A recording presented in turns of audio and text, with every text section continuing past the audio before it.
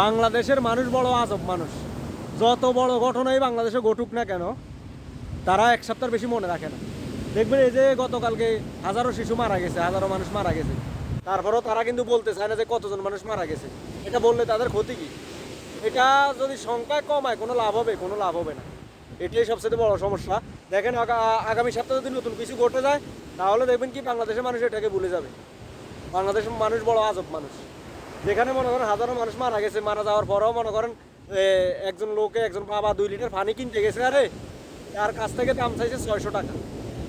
একটা পানির মূল্য যদি হয় 600 টাকা, বাংলাদেশের মানুষ যে কত নিম্ন মনের মানুষ এটাতেই বোঝা যায়। কোনো মানুষ বিপদ হলে বাংলাদেশের মানুষ তাকে উদ্ধার করা তো দূরের কথা, তাকে আরও নিচের দিকে নামানোর চেষ্টা করে। হায় রে বাংলাদেশ! বিশ্বাস করবেন কিনা জানি না, আমরা প্রবাসে আছি।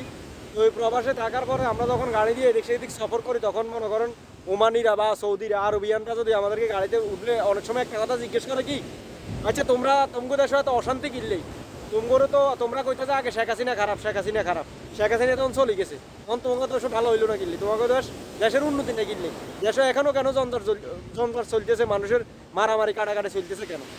তো আমরা বাংলাদেশি হিসেবে তখন আমাদের মনটা ছোট হয়ে যায়, তাদেরকে বলার মতো কোনো ভাষা থাকে না। কিভাবে কি বলবো মানে এটা বুঝতেই পারি না, এমন একটা অবস্থা।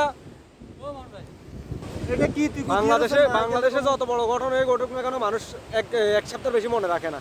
আমরা দেখছি ছোটবেলা থেকে বাংলাদেশে অনেক অনেক ঘটনা ঘটছে, মারাত্মক ঘটনা ঘটছে, কিন্তু তাদের কোনো বিচারও হইতেছে না, কোনো কিছু হইতেছে না। আমরা কি মানে বাংলাদেশে জন্মগ্রহণ করি মনে আমরা ভুল করছি, কি কইতাম যে মানে ভাষায় খুঁজে পাইতেছি না, বুঝছেন? বিভিন্ন দেশের মানুষ আমাদেরকে যেসব কথা মানে আমাদেরকে একেবারে বিশ্বাস করবেন কিনা জানি না। আমরা যারা প্রবাসে আছি, যারা প্রবাসে আছেন বিষয়টা শুধু তারাই বুঝবেন। প্রবাসে ধরেন যারা সৌদিতে থাকেন, ওমানে থাকেন, দুবাইতে থাকেন, এরা আরবিয়ানরা বা অন্যান্য দেশের মানুষরা আমাদেরকে কুত্তার মতো মানে এত নিকৃষ্টভাবে, যেটা ভাষায় প্রকাশ করা যাবে না। মানে আমাদের সে নিকৃষ্ট মনে হয় বাংলাদেশ হিসেবে, আমাদের মতো নিকৃষ্ট মনে দুনিয়াতে আর কেউ নেই। তারা এমন ভাবে কেন? তারা এমন ভাববে আমাদের দেশের কিছু কিছু অসৎ মানুষের কারণে, কিছু কিছু ছোট লোকদের কারণে পুরো বাংলাদেশের মানুষের মুখ ছোট হয়ে যায়। পুরো বাংলাদেশের মানুষ মুখ দেখাতে পারে না বিভিন্ন দেশে। আমরা কবে মানুষ হবো? মানুষ হয়ে জন্মাইছি ঠিকই, মানুষের মতো দেখা যায়, কিন্তু আমরা মানুষ হলাম আর কবে? আমরা মানুষ হয়েছি কিনা এটাই নিজেকে নিজে প্রশ্ন করি। বাংলাদেশে জনসংখ্যা যদিও বাড়ে, কিন্তু মানুষ বাড়ে না। বাংলাদেশে দেখা যায় হাজার হাজার জনসংখ্যা, লাখ লাখ জনসংখ্যা, কিন্তু মানুষ কয়জন আছে? মানুষ পেলাম কই? হায় রে বাংলাদেশ! বাংলাদেশে যে কবে ভালো হবে?